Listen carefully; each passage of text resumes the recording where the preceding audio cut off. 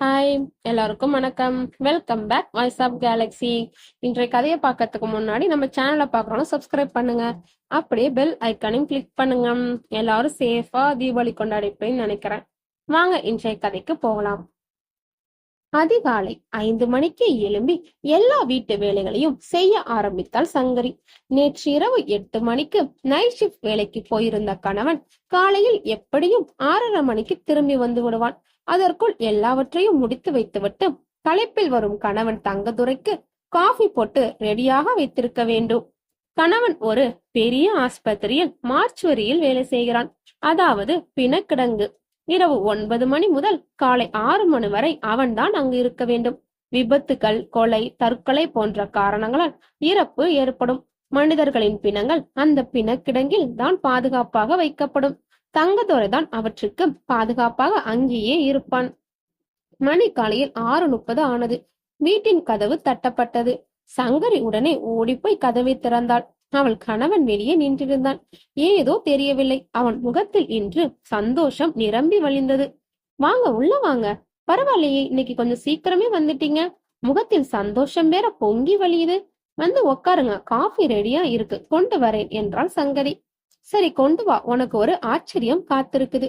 தங்கதுரை பூடகமாக பேசினான். சங்கரி காஃபியை கணவன் கையில் கொடுத்தாள்.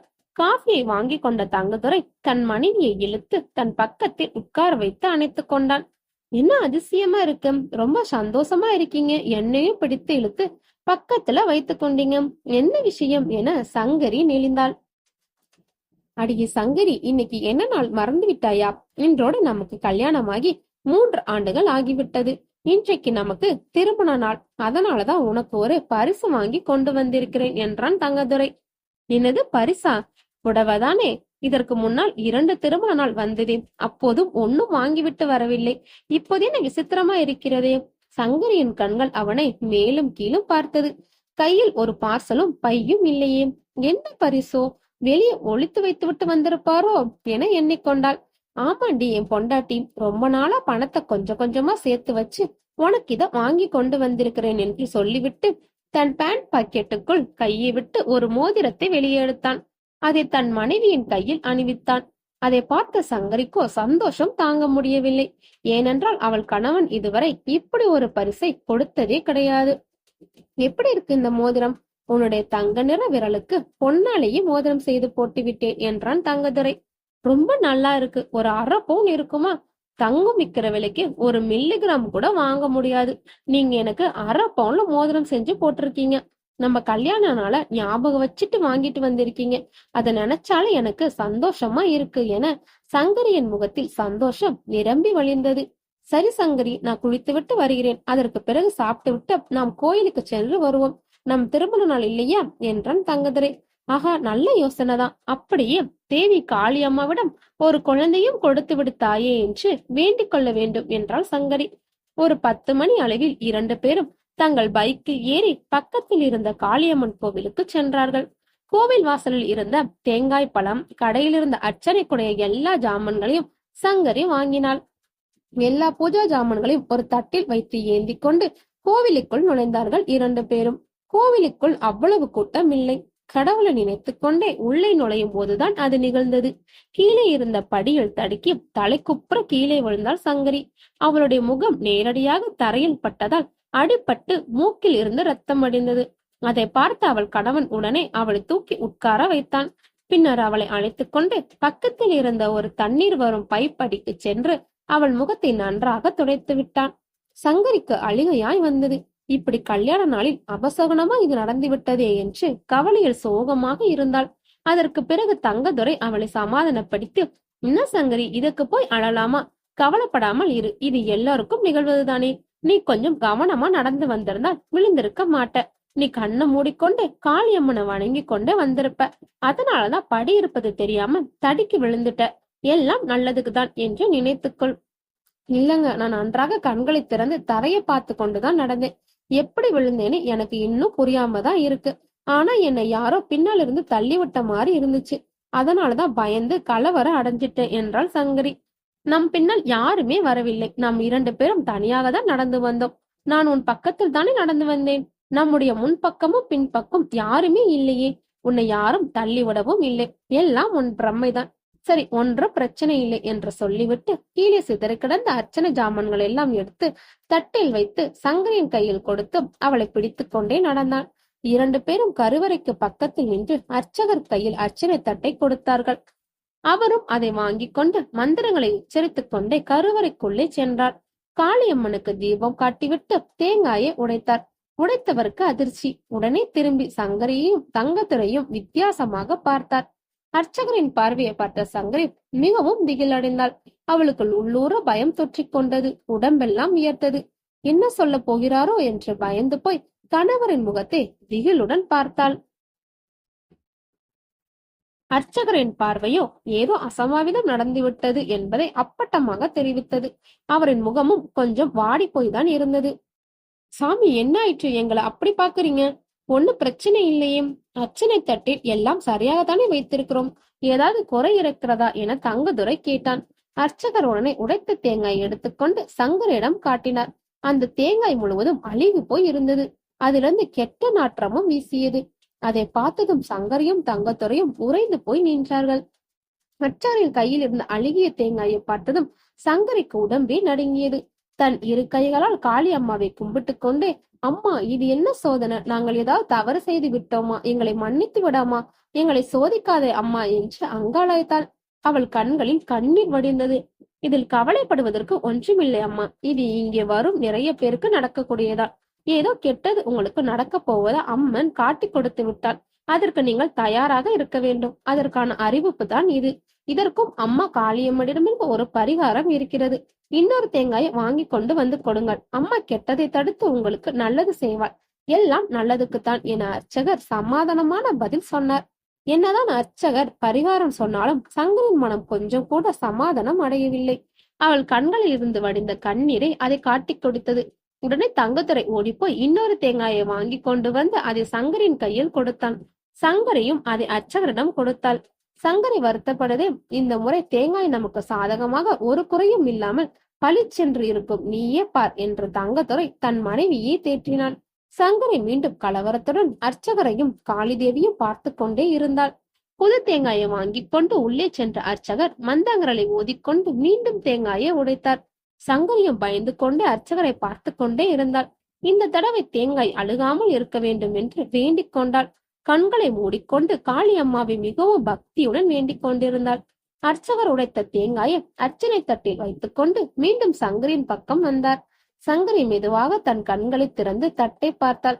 தேங்காய் வெள்ளை வெள்ளேரென்று பள்ளீர் என்று இருந்தது.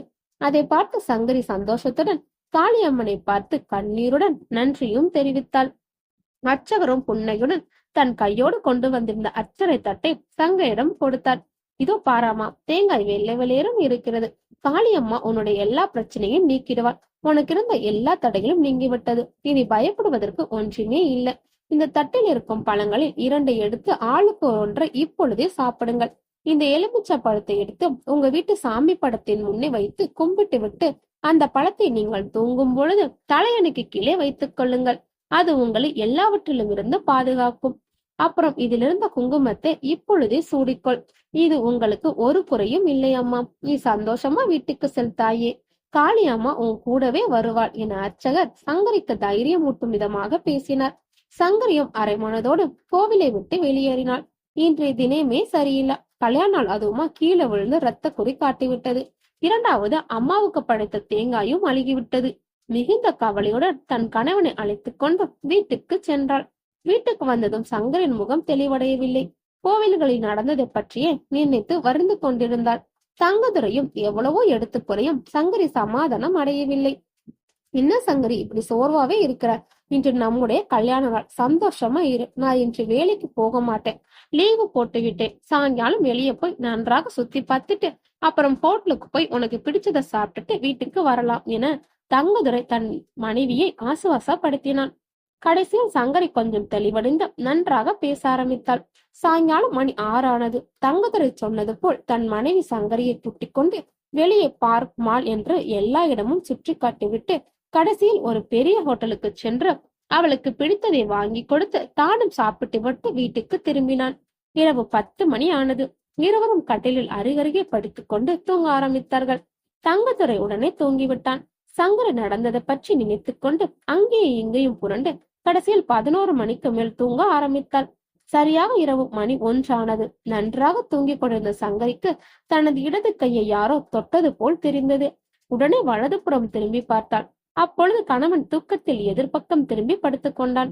ஒருவேளை தன் கணவன் தூக்க கலக்கத்தில் அவன் அறியாமல் தன்னுடைய கையை தொட்டிருப்பானோ என்று நினைத்து கொண்டாள். இருந்தாலும்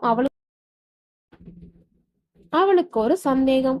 தனது வலதுபுறமாக படுத்திருந்த தன் கணவன் தனது இடது கையை எப்படி தொட்டிருப்பான்? ஒருவேளை கையை நீட்டி தொட்டிருப்பானோ என்று தனக்குத்தானே நினைத்து கொண்டு சமாதானப்படுத்தி கொண்டாள். சங்கரி மீண்டும் திரும்பி மல்லாக்க படுத்துக் கொண்டாள். அவளுக்கு வலதுபுறம் கணவன் படுத்திருந்தான். இடதுபுறம் சுவரை ஒட்டி சங்கரி படுத்துக் கொண்டிருந்தாள். மீண்டும் கொஞ்ச நேரத்தில் கண் அயர்ந்தாள் சங்கரி. தூக்கம் அவள் கண்களை கிறக்க வைத்தது. ஆழ்ந்த நித்திரைக்கு போனாள் சங்கரி. அப்பொழுது மீண்டும் தன் இடது கையை யாரோ தொடுவது போல் உணர்ந்தாள் சங்கரி. உடனே வலது பக்கம் திரும்பி பார்த்தாள். கணவன் அசைவின்றி எதிர்பக்கம் பார்த்து தூங்கிக் கொண்டிருந்தான். உடனே திடீரென்று இடது பக்கம் திரும்பி சுவரை பார்த்தாள். சுவரை பார்த்த அவள் கண்கள் நிலை குத்தி நின்றது. தன் இட கை பக்கம் ஒட்டியிருந்த சுவரை பார்த்த சங்கரிக்கு உடல் நடுங்கியது. அந்த சுவரில் ஒரு பெண்ணின் உருவம் உட்கார்ந்து கொண்டு சங்கரியே வைத்த கண் பின் வாங்காமல் பார்த்து கொண்டு இருந்தது. ஒரு நொடி கூட கண் இமைக்காது அது மூடவில்லை. அந்த பெண் உருவத்தின் உடல் தலை முழுவதும் வெள்ளை துணியால் மூடப்பட்டிருந்தது. முகம் மட்டும்தான் வெளியே தெரிந்தது. விபத்தில் இறந்த ஒருவரின் பிணத்தை டாக்டர்கள் பிண கூராய்வு செய்த பின் எப்படி வெள்ளை துணியால் உடல் முழுவதும் சுற்றி வைப்பார்களோ அப்படித்தான் அந்த உருவம் தெரிந்தது. ஆனால் அது ஒரு பெண் என்று சங்கரிக்கு தெரிந்துவிட்டது. திடீரென அந்த பெண் உருவத்தை பார்த்த சங்கரி வாய் விட்டு அலற முயற்சிக்கும் போது வாயிலிருந்து சத்தமே வெளியே வரவில்லை. மேலும் அப்படியே சத்தம் போட்டால் அந்த பெண் உருவம் தன்னை ஏதாவது செய்து விடுமோ என்று பயந்து கொண்டு இருந்தாள். அந்த நடுநிசி நேரத்திலும் சுதாரித்துக் கொண்ட சங்கரி தைரியத்தை வரவழைத்துக் கொண்டு அந்த உருவத்தை கண் கொட்டாமல் பார்த்து கொண்டே மெதுவாக தன் வலது கையை தூக்கி கணவனை தொட்டி எழுப்பினாள். அவனும் உடனே எழுப்பினான். எழுப்பிய தங்கதுரை உடனே திரும்பி தன் மனைவியை பார்த்தாள். ஆனால் அவளோ அந்த சுவரையே பார்த்து கொண்டிருந்தாள்.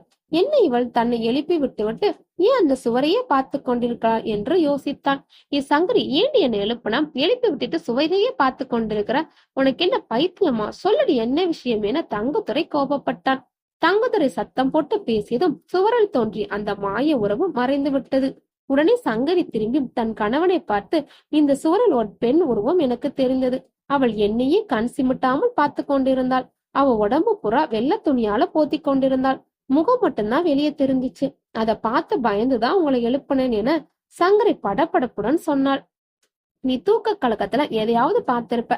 கதவு தான் நல்லா பூட்டிட்டு வந்திருக்கோமே, யாரும் உள்ள வர முடியாது. அதுவும் இல்லாம சுவரில் ஒரு பெண் உட்கார்ந்து கொண்டிருந்தாள் என்று சொல்கிற. சுவரில் நாற்காலிய போட்டு எப்படி உட்கார முடியும்? ஆணி அடுத்துதான் ஒரு பெண்ணை தொங்க விட முடியும். நீ கண்டது கனவுதான். நீ கடவுளை நினைத்து கொண்டு நிம்மதியா படுத்து தூங்கும், ஒன்றும் ஆகாது என சொல்லிவிட்டு திரும்பி படுத்து கொண்டான் தங்கதுரை. தன் கணவன் கடவுள் என்று சொன்னதுதான் ஞாபகம் வந்தது சங்கரிக்கு. உடனே கட்டிலை விட்டு எழும்பி காளியம்மா படத்தின் முன்னால் இருந்த எலுமிச்சம் பழத்தை எடுத்துக்கொண்டு வந்து தன் தலையணிக்கு கீழே வைத்துக் கொண்டாள். நெற்றியில் குங்குமத்தையும் வைத்துக் கொண்டாள். ஒருவேளை தன் கணவன் சொன்னது போல கனவுதான் கண்டிருப்போமோ என்று தன்னையே சமாதானமும் படுத்திக் கொண்டாள். அதற்கு பிறகு கடவுளின் நாமத்தை சொல்லிக் கொண்டே அப்படியே கண் உறங்கினாள். காலையில் 5:30 மணிக்கு எழும்பி எப்பொழுதும் போல் தன்னுடைய அன்றாட வேலைகளை செய்து கொண்டிருந்தாள் சங்கரி. இரவு நடந்தது கனவா நனவா என்று தெரியாமல் அதையே நினைத்துக் கொண்டிருந்தாள். பின்னர் தனக்கு இருந்த வேலை பழுவால் அதை மறந்தே விட்டாள். அன்றைய பகல் பொழுது ஒரு பிரச்சனையும் இல்லாமல் நன்றாக சென்றது. இரவு மணி 9 ஆனது. தங்கதுரை தன்னுடைய நைட் ஷிப்ட் வேலைக்காக தன்னை தயார்படுத்திக் கொண்டு இருந்தான். சங்கரி, நான் வேலைக்கு கிளம்புறேன். நீ கண்டதை நினைக்காம நன்றாக படுத்து தூங்கு. நான் காலையில திரும்பி வந்து விடுகிறேன். வேலைக்கு கிளம்பி சென்றான் தங்கதுரை. அதற்கு பிறகு மீதி இருந்த சிறு வேலைகளை முடித்துக்கொண்டு கட்டலில் படுத்துக் கொண்டாள் சங்கரி. போர்வையை எடுத்து தலை முதல் கால் வரை நன்றாக இழுத்து மூடிக்கொண்டு தூங்கினாள். அங்கேயும் இங்கேயும் புரண்டு ஒரு வழியாக 11 மணிக்கு தூங்க ஆரம்பித்தாள். மணி இரவு 1 ஆனது. சங்கரி ஆழ்ந்த தூக்கத்தில் இருந்தாள். அப்பொழுது சங்கரி போர்த்திருந்த போர்வை விலகி இருந்தது. திடீரென்று அவளது இடது கை மேல் ஏதோ சொட்டு சொட்டாக விழுவது போல் உணர்ந்தாள். அது சில்லிட்டு இருந்தது.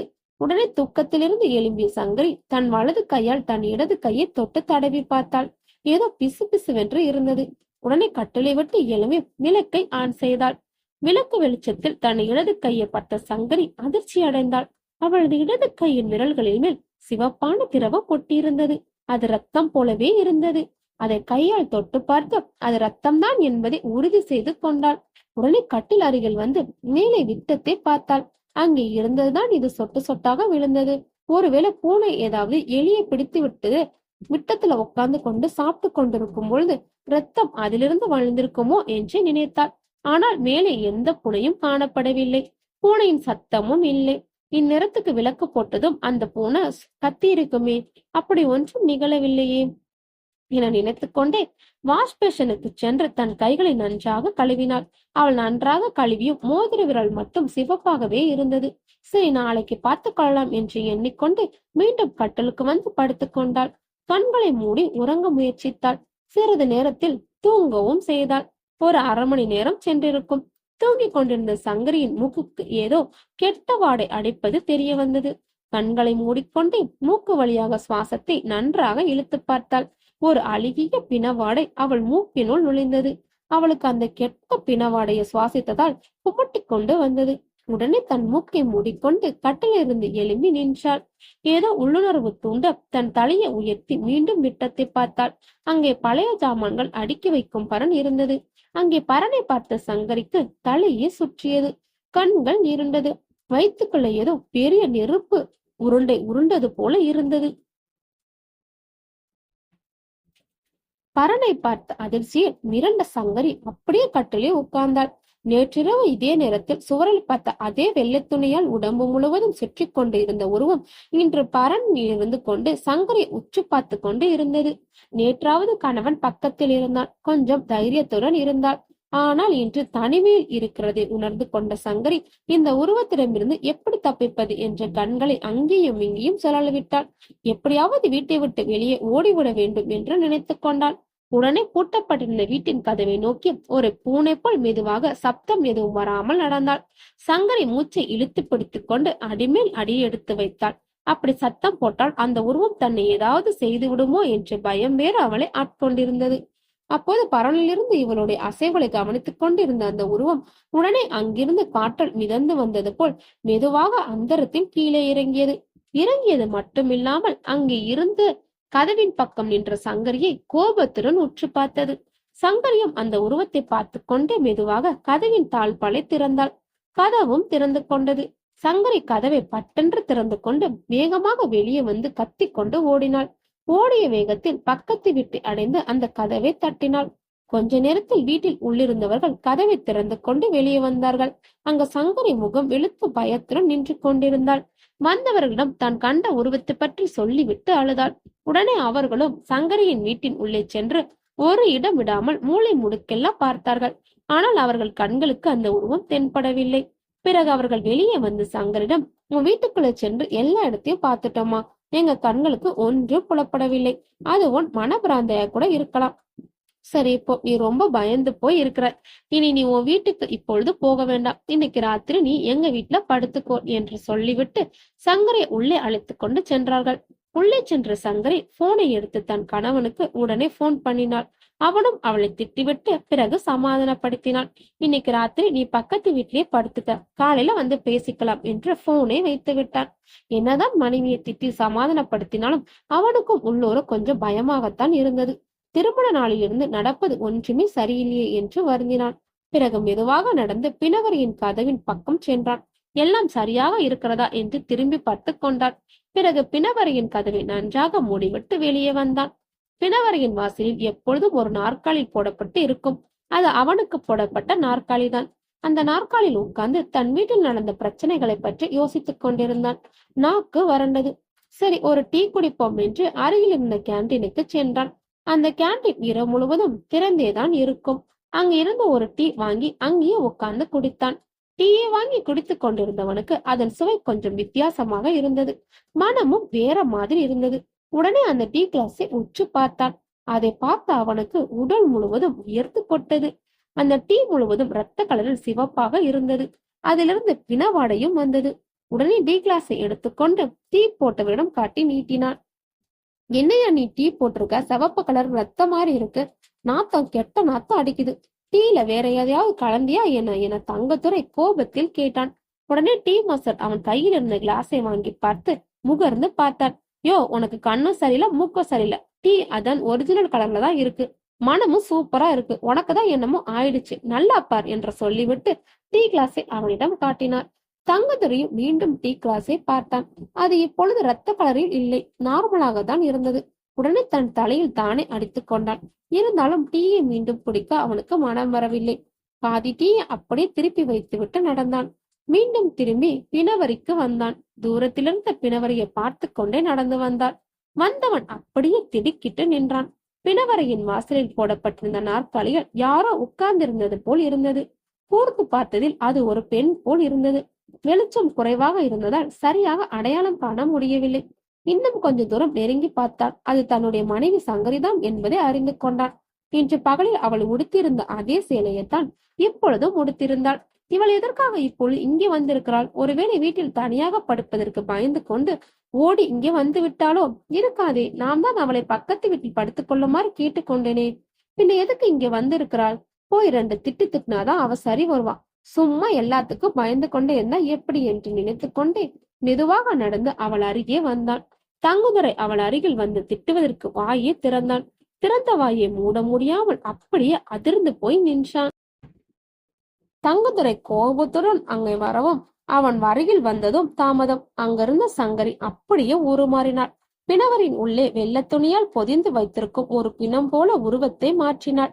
தங்கத்துரை தன் கண்களை நன்றாக துடைத்துக் கொண்டு மீண்டும் முற்று பார்த்தான். அவன் கண்டது உண்மைதான். அதை பார்த்தவுடன் தங்கத்துரைக்கு தூக்கி வாரி போட்டது. தங்கத்துரை பார்த்து கொண்டிருக்கிறே அந்த வெள்ளை உருவம் அங்கிருந்து எழும்பி தங்கத்துரையை முறைத்து பார்த்து கொண்டு பிணவரியின் கதவை திறந்து கொண்டு உள்ளே போனது. கதவு தானாக பூட்டி கொண்டது. அதை பார்த்த தங்கத்துரை வெலவெழுத்து போய் நின்றான். கதவை நாம் தான் நன்றாக பூட்டி கொண்டு வந்தோமே, இந்த உருவம் எப்படி அதை திறந்து உள்ளே போனது?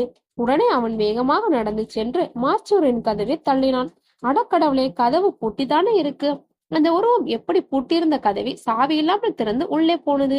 அவனுக்கு ஆச்சரியமாக இருந்தது. கையில் இருந்த சாவியை கொண்டு கதவை திறந்தான். உள்ளே நுழைந்த அவன், யாரது உள்ளே வந்தது? யார் நீ? எங்கே இருக்கிறாய் என்று கத்தினான். அவனுடைய இதயம் திக் திக் என்று அடித்தது. அவனுக்கே கேட்டது. உடம்பு முழுவதும் வியர்த்து போனது. இருந்தாலும் தைரியத்தை வரவழைத்துக் கொண்டு உள்ளே சென்று எல்லா பிணங்களையும் பார்த்தான். எல்லாம் அந்தந்த இடத்தில் அப்படியே இருந்தது. அப்போதுதான் அவனுக்கு அவன் மனைவி சொன்னது ஞாபகம் வந்தது. அவள் சொன்ன உருவமும் இந்த உருவம் ஒரே மாதிரி இருக்கிறது. ஒருவேளை இதுதான் வீட்டுக்கு வந்து அவளை பயமுறுத்துகிறதோ என்று கூட நினைத்தான். பிறகு எல்லாவற்றையும் மனதில் இருந்து விலக்கிவிட்டு தன் வேலையை வழக்கம் போல் தொடர்ந்து செய்தான். காலை 6 மணிக்கு வேலை முடிந்தவுடன் கிளம்பி வீட்டுக்கு சென்றான். அங்கு வீட்டு வாசலில் அவன் மனைவி கோபத்துடன் நின்று கொண்டிருந்தாள். தங்கத்துரை வந்தவுடன் அவள் மனைவி சங்கரி அவன் சட்டையை பிடித்து உலுக்கி கேட்டாள். முந்தானத்து ராத்திரியும் நான் ஒரு பெண் உருவத்தை பார்த்தேன் என்று சொல்லி நீங்கள் நம்பல. இப்ப பாருங்க, நேத்து கூட அதை நம்ம பரன் மேல உட்கார்ந்து கொண்டு பயமுறுத்துது.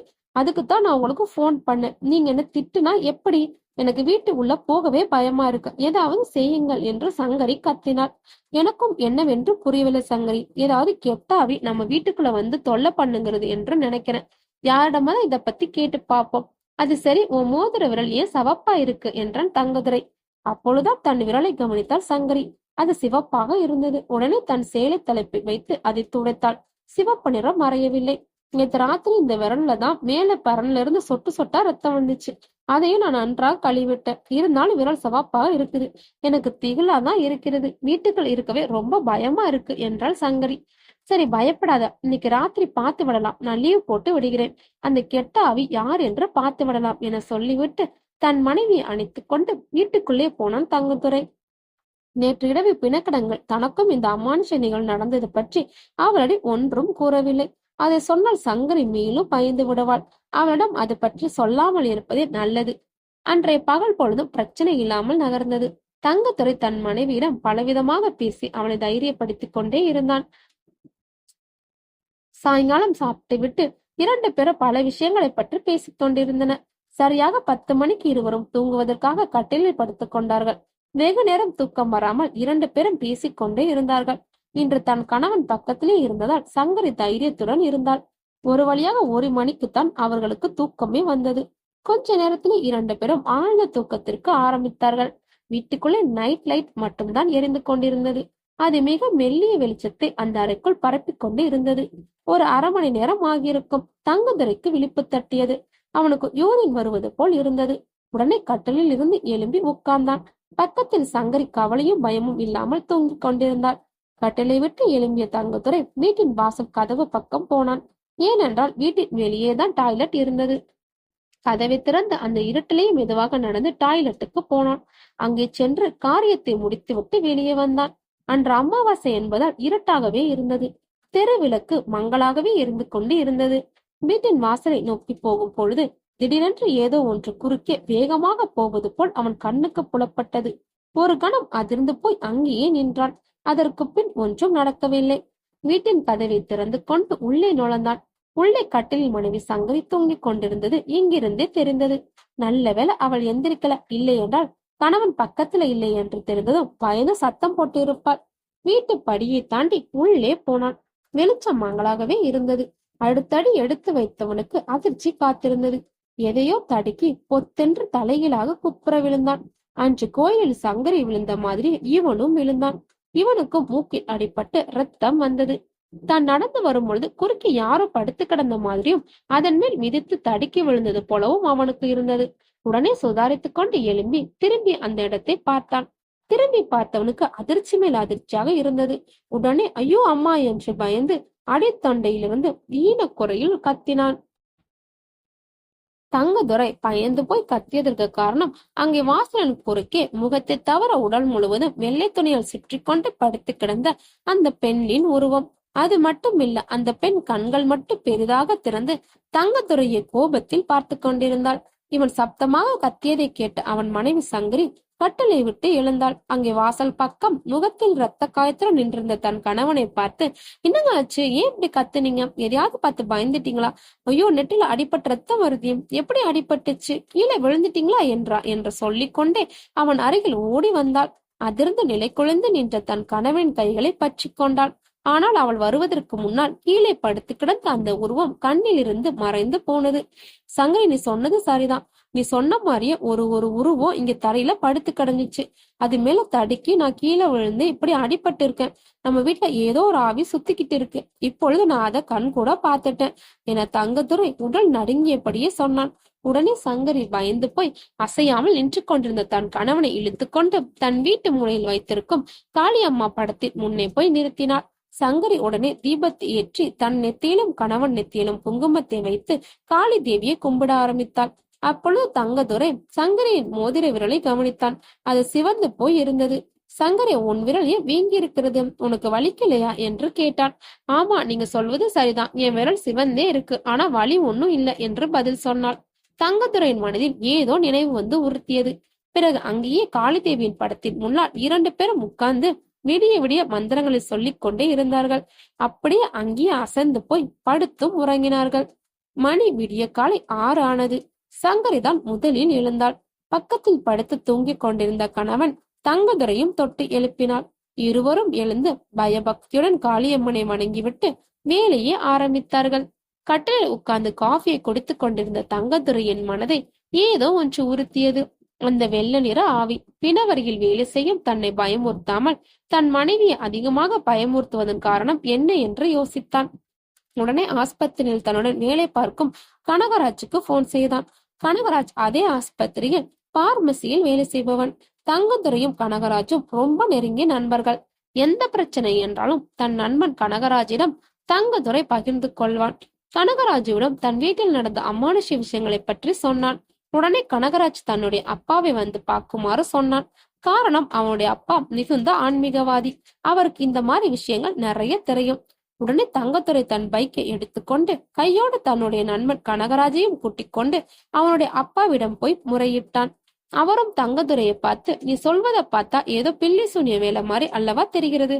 எதற்கும் நீ இங்கிருந்து இருப்ப 5 கிலோமீட்டர் தூரத்தில் உள்ள கங்கையூர் இருக்கும் பெரிய கோயில உள்ள முனீஸ்வரரை வணங்கிவிட்டு வா, உனக்கு அவர் நல்ல வழியை காட்டுவார் என்று சொன்னார். உடனே தங்கத்துரை தன் பைக்கை எடுத்துக்கொண்டு அந்த ஊரை நோக்கி சென்றான். அங்கு கோயிலுக்குள் வீற்றிருந்த முனீஸ்வரன் பெரிய மீசையுடன் கொடூரமான பார்வையுடன் காட்சியளித்தார். அவரை மிகவும் பக்தியுடன் வணங்கி நின்றான். அதை கூர்ந்து கவனித்த பூசாரி அவனிடம் நெருங்கி வந்து, தம்பி, உன்னை பார்த்தா ஏதோ பிரச்சனையோட வந்தது மாதிரி தெரிகிறது. என்ன விஷயம் என்று என்னிடம் சொல். என்னால் முடிந்த உதவிகளையும் அதற்கு செய்ய வேண்டிய பரிகாரங்களையும் நான் உனக்கு சொல்கிறேன் என்று கேட்டார். அவனும் தனக்கு வீட்டில் நடந்த அமானுஷ்ய விஷயங்களை பற்றி சொன்னான்.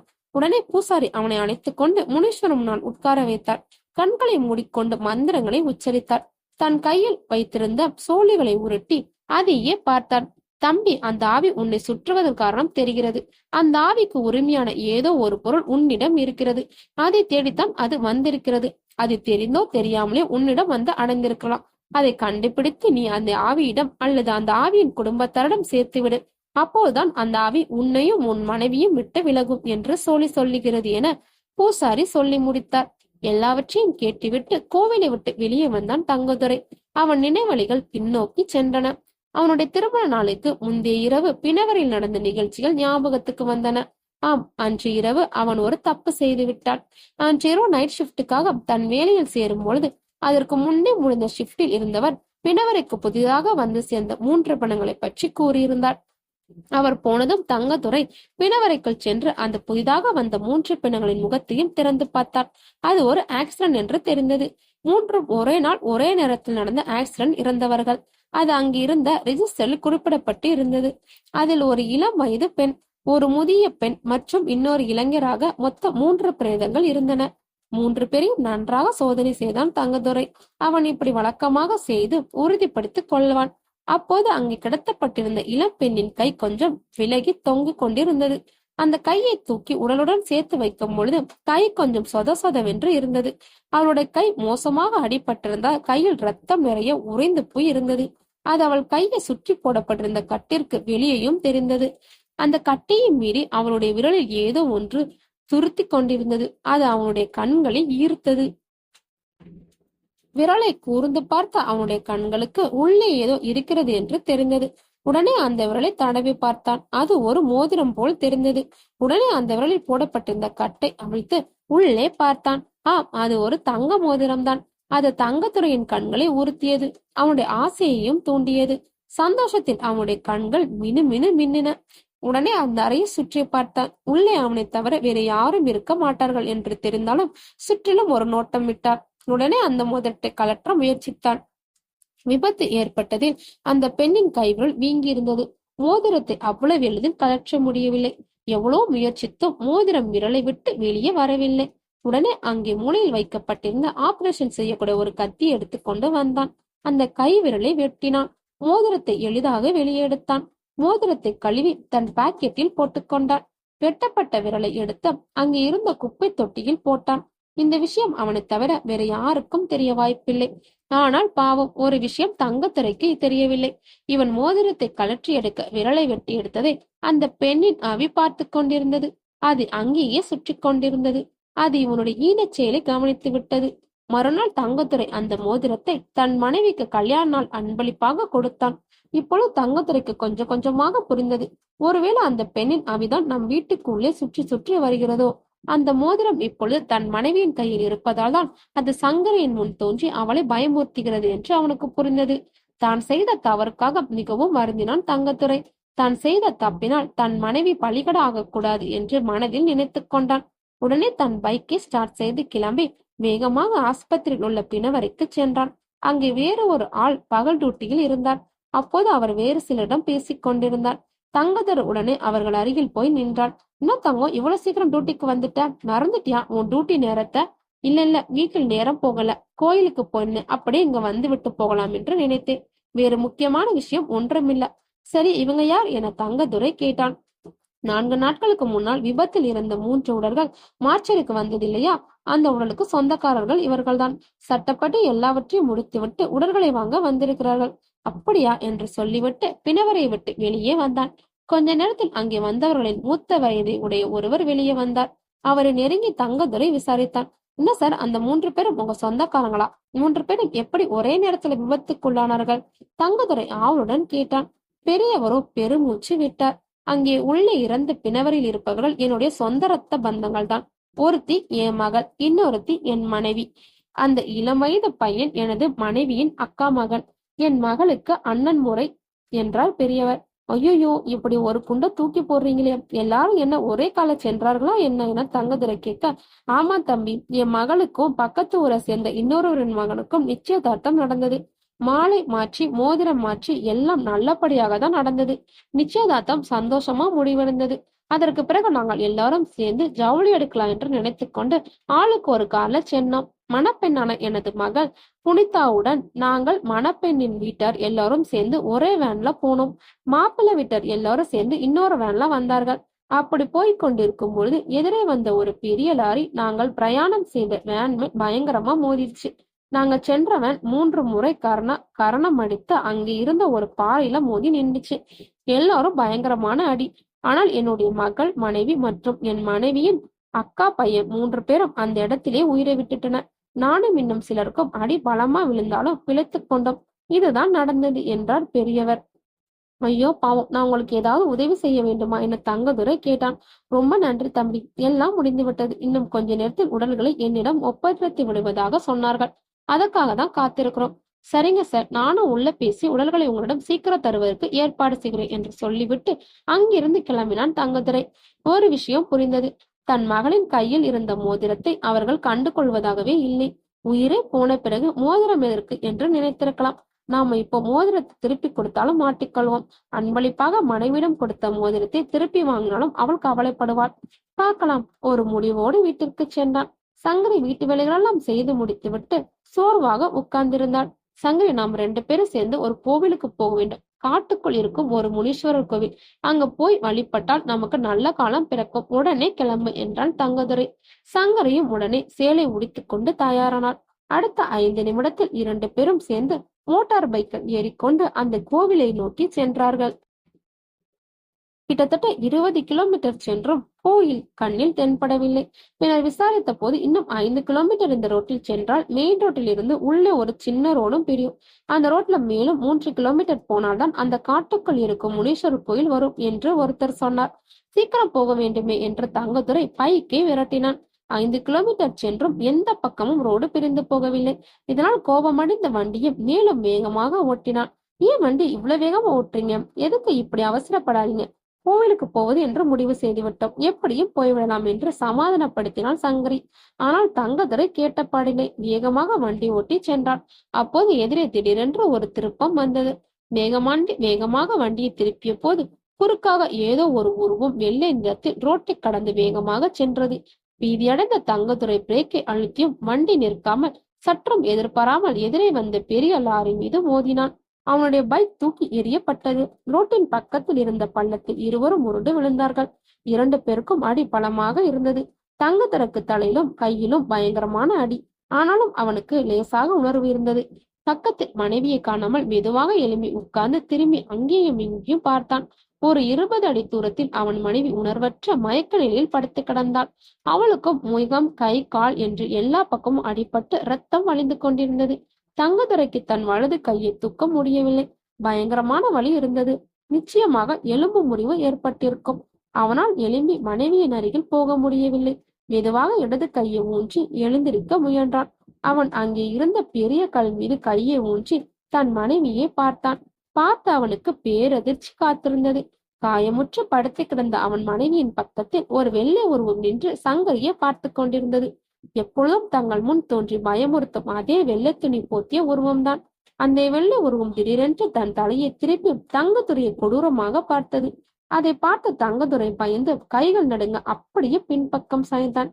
வாய் குளறி கத்த முயற்சித்தான். ஆனால் அவன் வாயிலிருந்து ஒரு வார்த்தையும் வெளியே வரவில்லை. அவனுக்கு தலை சுற்றியது.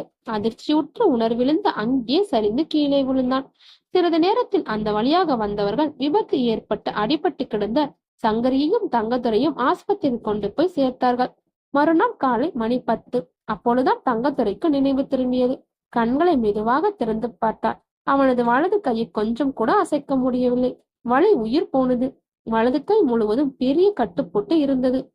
இவன் கண் விழுத்ததை பார்த்ததும் நர்ஸ் சொல்லி டாக்டர் வந்தார். இப்பொழுது எப்படி இருக்கிறது வலி என்றார் டாக்டர்.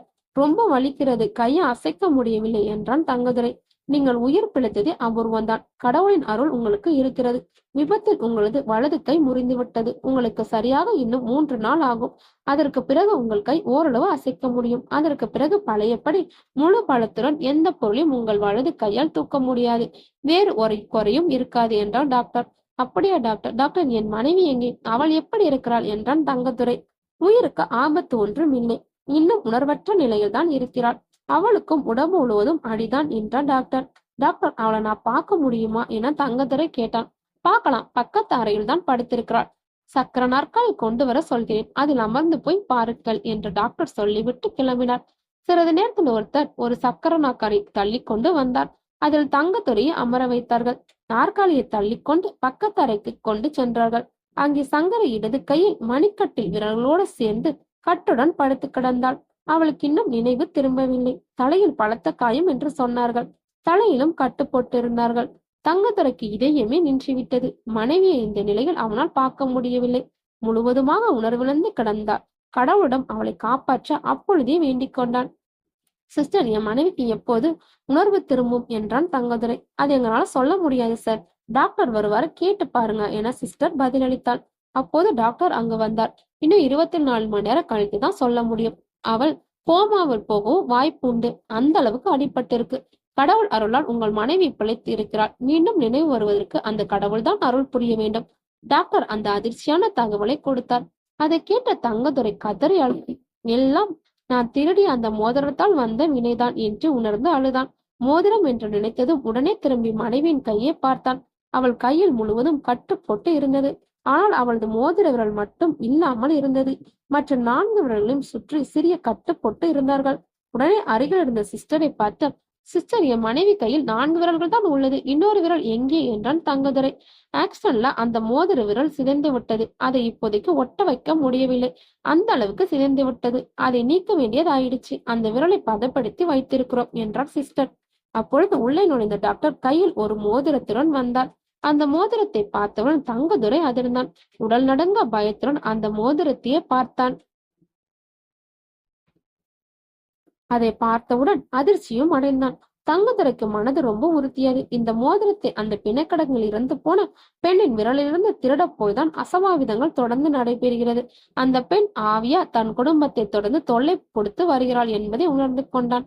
அதனால்தான் அந்த மோதிரத்தை அணிந்திருந்த சங்கரின் கைகள் அவள் வெறித்து பார்த்து கொண்டிருந்தால் போல இருக்கிறது. அந்த மோதிரத்தை பார்த்தவன் இதனெல்லாம் அவன் நினைவில் ஓடியது. டாக்டர், அந்த மோதிரம் எனக்கு வேண்டாம், அங்கேயே வைத்து விடுங்கள் என்று பயந்து போய் சொன்னான். டாக்டர் தங்கத்துறையின் கண்களில் இருந்த பயத்தை பார்த்து வியப்படைந்தார். இது அவனுக்குரிய மோதிரம் தானே, இதை பார்த்து ஏன் பயப்படுகிறான்? ஒருவேளை இன்னும் முழு சுயநினைவுக்கு வரவில்லை என்றே நினைக்கிறேன். சரி, அப்புறம் அவனிடம் கொடுத்து விடலாம் என்று அந்த மோதிரத்தை பக்கத்தில் இருந்த சிஸ்டர் கையில் கொடுத்து ஒப்படைத்தார். 3 நாள் சிகிச்சைக்கு பிறகுதான் தங்கதுரை டிஸ்சார்ஜ் ஆனான். ஆனால் அவன் மனைவி சங்கரியும் இன்னும் நினைவு வராமல் படுக்கையிலேயே இருந்தாள். அவள் கோமாவுக்கு சென்று விடுவாளோ என்று பயந்து கொண்டே இருந்தான் தங்கதுரை. சங்கரை படுக்கையில் அப்படியே கிடந்ததை பார்த்து அவனுக்கு மனதுக்குள் ரொம்ப கஷ்டமாக இருந்தது. எவ்வளவு துரு துரு என்று சுற்றி கொண்டிருக்கும் பெண் இப்படி கொஞ்சம் கூட உணர்வின்றி இருக்கிறாளே என்று நினைத்து மதம் விரும்பினான். என்ன செய்யலாம் என்று யோசித்துக் கொண்டே இருந்தான். அந்த மோதிரத்தை எப்படியாவது அந்த குடும்பத்திற்கு திருப்பி கொடுத்து விடலாம் என்று முடிவெடுத்தான். அப்போதான் ஏதாவது ஒரு விமோச்சனம் கிடைக்கும் என்று நம்பினான். உடனே டாக்டரிடம் சென்று தன்னுடைய மோதிரத்தை திருப்பி வாங்கி கொண்டான். ஆனால் அந்த பெண்ணுடைய விலாசம் அவனுக்கு தெரியாது. அன்று அவனுடைய அப்பா தன்னுடைய மகளின் இறந்த உடலை வாங்கும் போது விலாசத்தை கேட்க மறந்துவிட்டான். உண்மையில் அவனுக்கு அப்போது மோதிரத்தை திருப்பி கொடுக்க விருப்பம் இல்லாமதான் இருந்தது. அதனால்தான் இவ்வளவு கெட்ட விஷயங்கள் நமக்கு நடந்து கொண்டிருக்கிறது என்பதை தெரிந்து கொண்டான். இனியும் தாமதிக்க கூடாது. உடனே அங்கிருந்து கிளம்பி தான் வேலை செய்யும் பிணவரைக்கு சென்றான். அங்கே ரிஜிஸ்டரில் அந்த பெண்ணின் அட்ரஸ் எப்படியும் இருக்கும். எனவே உள்ளே சென்ற ரிஜிஸ்டரில் இருந்து அந்த பெண்ணின் அட்ரஸை எடுத்தான். உடனே தன் நண்பன் கனகராஜையும் தன்னுடன் கூட்டிக் கொண்டான். காரணம், தங்கத்துறையால் பைக்கை ஒழுங்காக செலுத்த முடியாது. 2 பேரும் சேர்ந்து அந்த பெண்ணின் வீட்டை வந்து அடைந்தார்கள். உள்ளே நுழையும் போது ஒரு மயான அமைதி நிலவியது. வீட்டிலிருந்து அனைவரும் படு சோகத்துடன் இருந்தார்கள். வீட்டில் ஒரு ஓரத்தில் தெற்கே பார்த்து இறந்த பெண்ணின் படம், அவளுடைய அம்மாவின் படம் மற்றும் அவருடைய ஒன்றிவிட்ட சகோதரன் படம் 3 வரிசையாக வைக்கப்பட்டு மாலை அணிவிக்கப்பட்டு இருந்தது. ஒவ்வொரு படத்துக்கு முன்னாலும் விளக்கு எரிந்து கொண்டிருந்தது. உள்ளே இருந்த பெரியவர் இவர்களை பார்த்ததும் உள்ளே வருமாறு சொன்னார். அவருக்கு ஏற்கனவே தங்கதுரை நன்றாக தெரியும். உட்காருங்க தம்பி, என்ன விஷயமா வந்தீங்க? இன்னைக்கு இறந்தவர்களுக்கு விசேஷம் நாங்க வைத்திருக்கிறோம். அதுக்குதான் மாலை போட்டு விளக்கும் ஏத்தி வச்சிருக்கோம். எங்களுக்கு துக்கம் தாங்க முடியல. கல்யாணம் ஆகி புகுந்த வீட்டுக்கு போக வேண்டிய பெண் இப்படி பிணமாகி போய்விட்டாளே. கூடவே தன் அம்மாவையும் அழைத்து கொண்டு போய்விட்டாள்.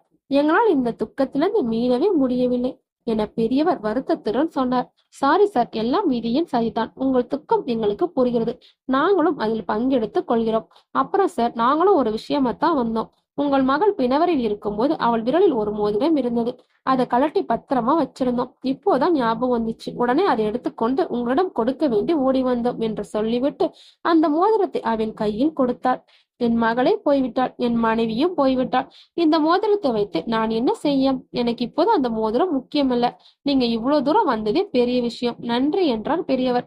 இல்ல ஐயா, இந்த மோதிரம் உங்க மகளுக்குரியது. அதை அவளிடம் நான் கண்டிப்பாக சேர்ப்பிக்க வேண்டும் என்றுதான் இங்கே வந்தேன். நீங்கள் தயவு செய்து அதை வாங்கிக் கொள்ளுங்கள். அப்போதான் என் மனது நிம்மதி அடையும் என்றான் தங்கதுரை.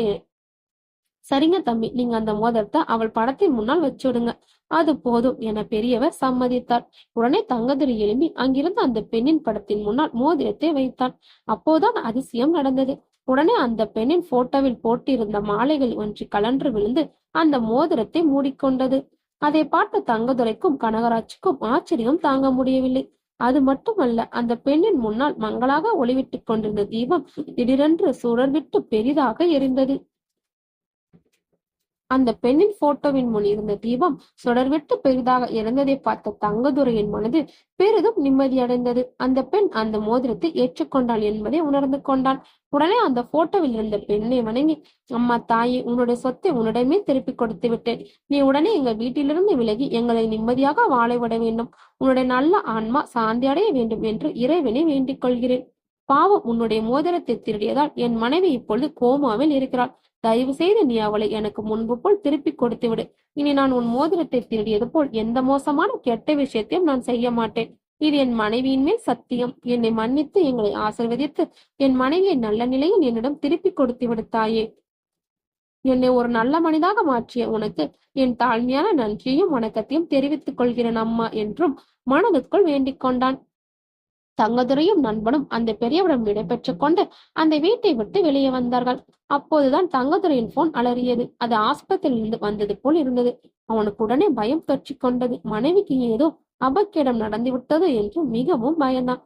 கைகள் நடங்க போனை எடுத்து ஹலோ என்று சொன்னான். ஹலோ சார், தங்கதுரையா பேசுவது? உங்களுக்கு ஒரு நல்ல செய்தி சார். உங்கள் மனைவி சங்கரிக்கு உணர்வு திரும்பி வந்து விட்டது. உங்களை தேடிக் கொண்டிருக்கிறார். உடனே வந்து பார்க்கவும் என ஆஸ்பத்திரியிலிருந்து டாக்டர் பேசினார். தங்கதுரைக்கு சந்தோஷம் தாங்க முடியவில்லை. தன் கூட வந்திருந்த நண்பனுக்கும் அந்த விஷயத்தை தெரிவித்தான். கனகன், நீ ஒரு நிமிஷம் இங்கே இரு, இதோ வந்து விடுகிறேன் என்று சொல்லிவிட்டு மீண்டும் அந்த வீட்டுக்கு உள்ளே ஓடினான். ஓடியவன் அந்த பெண்ணின் படத்துக்கு முன்னால் நெடுஞ்சான் கடையாக கிடந்து வணங்கினான். அவன் கண்கள் குளமாயின. அந்த பெண்ணை மனதார வணங்கினான். தன் கையில் இருந்த போன் மூலம் அந்த பெண்ணின் படத்தை கிளிக் செய்து தன் போனில் பத்திரப்படுத்திக் கொண்டான். நன்றி அம்மா, உன் கருணையே கருணை. என் மனைவி பிழைத்துக் கொண்டாள். என்னையும் திருத்தி ஒரு நல்ல மனிதனாக ஆக்கிவிட்டாள். நான் உயிர் உள்ளவரை உன்னை என்றைக்கும் மறக்க மாட்டேன். நான் இப்பொழுது சந்தோஷத்துடன் விடைபெறுகிறேன் தாயே என சொல்லிவிட்டு எழும்பி தன் கண்களில் வழிந்த கண்ணீரை துடைத்துக் கொண்டு வெளியே சென்றான். அங்கிருந்த அனைவரும் அவனை ஆச்சரியத்துடன் பார்த்தார்கள். பெரியவர் இறந்த மகள் தங்கத்துடன் யாரும் அறியாத பாஷையில் குறிப்பை காட்டி பேசி அவனை மகிழ்ச்சி ஆழ்த்திய விஷயம் அவருக்கு தெரியாது. சொன்னால் நம்பவும் மாட்டார்கள். அது தங்கத்துரைக்கு மட்டும்தான் தெரியும். வெளியே கனகராஜ் காத்து கொண்டிருந்தான்.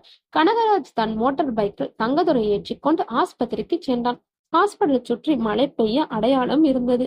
என்ன கனகராஜ், வரும் மழையில் எங்கேயும் மழை இல்ல, இந்த இடத்துல மட்டும் மழை குறிப்பா பெய்திருக்கிறது. இங்க இருப்பவர்கள் மட்டும் புண்ணியம் செய்தவர்களா என்ன என தங்கதுரை ஆச்சரியத்தில் கேட்டான். எனக்கும் இதுதான் அதிசயமா இருக்கு. எல்லாம் கடவுளின் விருப்பம்தான். சரி சரி, மெதுவா இறங்கி ஆஸ்பத்திரிக்குள்ளே போ, அவசரப்பட்டு ஓடி விழுந்து விடாதே என்று கனகராஜ் எச்சரித்தான். இருப்பினும் தங்கதுரை தன் மனைவியை பார்க்கும்போது ஆர்வத்தில் வேகமாக நடந்து தன் மனைவி வைத்திருந்த அறைக்குள் சென்றான். அங்கே சங்கரி இவனுக்காக காத்து கொண்டிருந்தாள். தங்கதுரை உள்ளே சென்றதும் சங்கரி சந்தோஷம் அடைந்தாள். தங்கதுரை வேகமாக நடந்து சென்று சங்கரியின் அருகில் உட்கார்ந்து அவளுடைய கைகளை ஆதரவாக பிடித்துக் கொண்டான். நீங்க எப்படி இருக்கீங்க? உங்களுக்கும் கை காலெல்லாம் கட்டுப்பட்டு இருக்கே என்று சங்கரி கேட்க, இப்போது பரவாயில்ல, நான் டிஸ்சார்ஜ் ஆகிட்டேன். வலி அவ்வளவா இல்ல, குறைந்து விட்டது. உனக்கு தெரியுமா, நீ 4 நாட்களா உணர்வு இல்லாமல் கோமாவில் இருந்தாள். நான் பயந்தே போய்விட்டேன் என்றான் தங்கதுரை. அப்போது சங்கரின் பக்கத்தில் இருந்த பூங்கத்தை பார்த்த தங்கதுரை, இது யார் உனக்கு கொடுத்தது என்று கேட்டான். அப்போது ஒரு சிஸ்டர் அவனை வேகமாக நடந்து வந்தாள். சார், உங்க மனைவி ரொம்ப கடவுள் பக்தி உடையவள் போல தெரிகிறது. இங்கே ஒரு அதிசயம் நடந்தது, உங்களுக்கு தெரியுமா என நர்ஸ் கேட்க, என்ன சிஸ்டர் நடந்தது என தங்கதுரை கேட்டார்.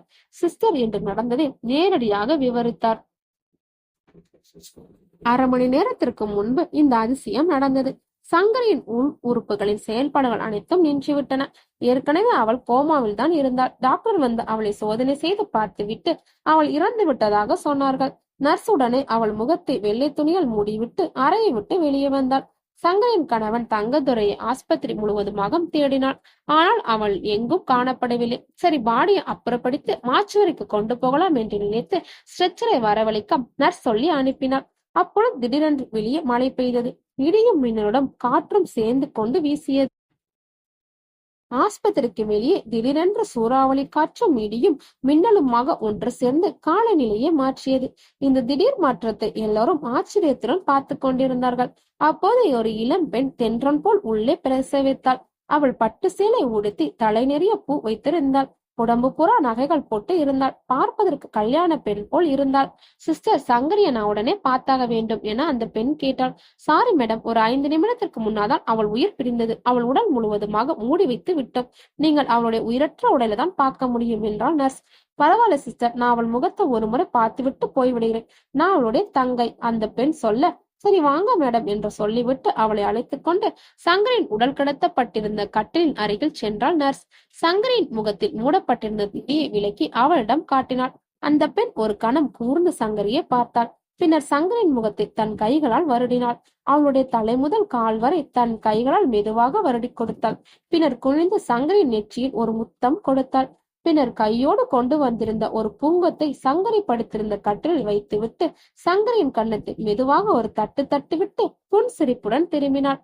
என்ன மேடம், பார்த்து விட்டீங்களா என சொல்லிவிட்டு சங்கரின் முகத்தை வெள்ளத்துணியால் மூட போனாள். முகத்தை மூடாதீங்க சிஸ்டர், சங்கரி உயிரோட தான் இருக்கிறாள் என்று சொல்லிவிட்டு விறுவிறுவென்று வெளியே நடந்து போனாள் அந்த பெண். பாவம், அந்த மேடத்துக்கு ஒன்னும் தெரியாது. சங்கர் இறந்து 1/4 மணி நேரத்துக்கு மேல் ஆகிறது என புரியாமல் பேசிவிட்டு போகிறாள் என்று எண்ணிக்கொண்டு சங்கரின் முகத்தை மூட போனாள் அந்த நர்ஸ். முகத்தை மூட போனவள் அதிர்ந்து போய் நின்றாள். அங்கு கட்டிலில் படுத்திருந்த சங்கரின் மார்பு மேல் மேலும் கீழும் ஏறி இறங்கி கொண்டிருந்தது. அவள் மூச்சு விட்டு கொண்டிருந்தாள். கண்களை மெதுவாக திறந்து சிஸ்டரை பார்த்து புன்னகைத்தாள். நர்ஸ் பயந்து போய் 2 அடி பின்னால் எடுத்து வைத்தாள். உடனே திரும்பி ஓடிப்போய் அறையின் வாசலுக்கு சென்று பார்த்தாள். அந்த நீண்ட காலில் அந்த பெண் எங்கேயும் காணப்படவில்லை. அதற்குள் எப்படி மாயமாக மறைந்து போய்விட்டாள்? நர்ஸுக்கு ஆச்சரியமாக இருந்தது. வெளியே இப்பொழுது மழையும் இல்லை, காற்றும் இல்லை. காலநிலை பழைய நிலைக்கு மாறிவிட்டது. நர்ஸுக்கு எல்லாமே ஆச்சரியமாக இருந்தது. அடுத்த கணம் ஓடி போய் டாக்டருக்கு விஷயத்தை படபடப்புடன் தெரிவித்தார். டாக்டர் வேகமாக வந்து அறைக்குள் நுழைந்து சங்கரின் கைகளை பிடித்து பார்த்தார். நாடி துடிப்பு சரியாக இருந்தது. உடல் வெப்பமாக இருந்தது. இது எப்படி நடந்தது? 15 நிமிஷத்துக்கு முன்னாடி நாடி துடிப்பு இல்லாமல் இருந்தால் உடல் குளிர்ச்சி அடைந்து போய் இருந்தது. உள் உறுப்புகள் எல்லாம் செயலற்று போயிருந்தன. அது மட்டும் இல்லாமல் கோமால் வேறு இருந்தால் இப்போது எல்லா உறுப்புகளும் சரியாக இயங்குகின்றன. கோமாவில் இருந்து வெளியே வந்து விட்டாள். இது ஒரு மெடிக்கல் மிராக்கலாக இருக்கிறது. சரி சிஸ்டர், யார் அந்த பெண், எங்கே அவள் என டாக்டர் வினாவினார். நானும் உடனே போய் வாசல்ல பார்த்தேன் டாக்டர், அவள் எங்கேயும் காணல என்றாள் நர்ஸ். ஏதோ அதிசயம் நடந்திருக்கிறது.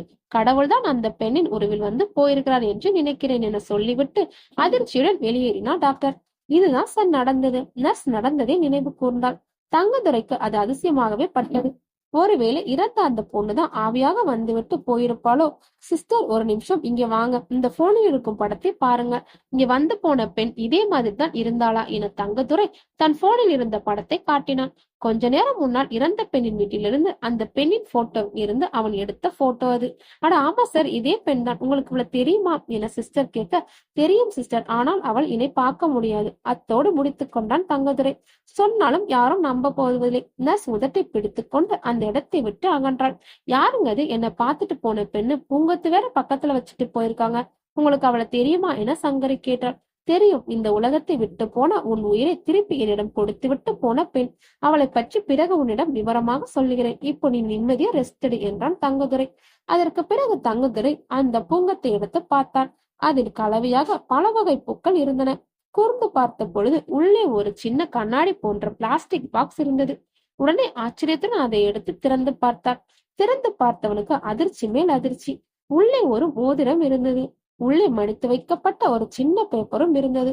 உடனே அதை எடுத்து படித்தான். என் பாசமுள்ள அக்காவுக்கு தங்கையின் அன்பு பரிசு என்று.